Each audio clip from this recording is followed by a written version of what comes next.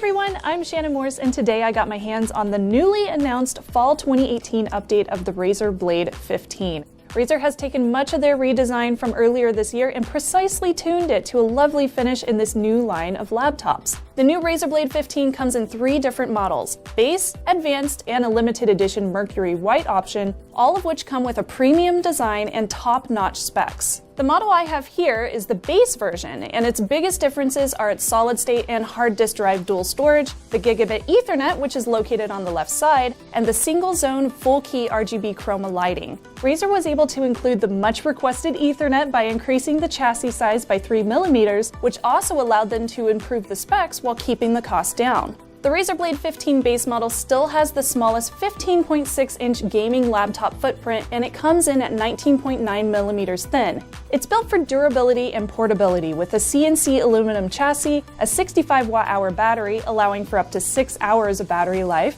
and it weighs approximately 4.5 pounds. It has a custom heat pipe thermal system to keep the device cool during gaming or content creation, and when I was playing Destiny 2, the laptop stayed very cool under a constant workload. The 15.6-inch screen is beautiful and it's crisp. It is a full HD at 60 Hz and 100% sRGB colors, and every display is custom calibrated at the factory. The bezels are super thin at 4.9mm, but they still manage to keep that webcam up top, which I appreciate. The Razer Blade 15 features an NVIDIA GeForce GTX 1060 GPU with Max-Q design, an 8th Gen Intel Core i7 CPU, and 16 gigs of upgradable RAM. The laptop starts with a 128 gig solid-state storage and a 1 terabyte hard drive, plus all of the ports that you would need, including full HDMI 2.0, a mini DisplayPort 1.4, USB-C Thunderbolt 3, gigabit Ethernet, 3 USB 3.1 ports, and a headphone jack.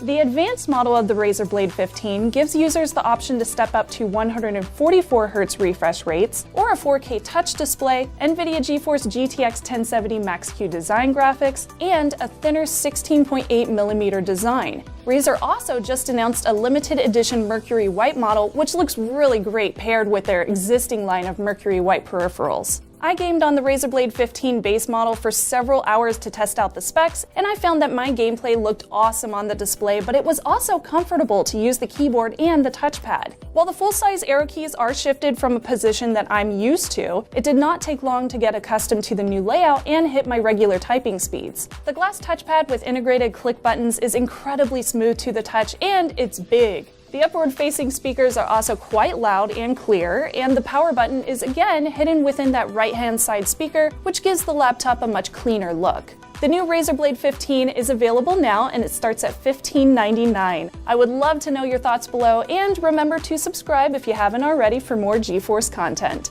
I'm Shannon Morse. Thanks for watching.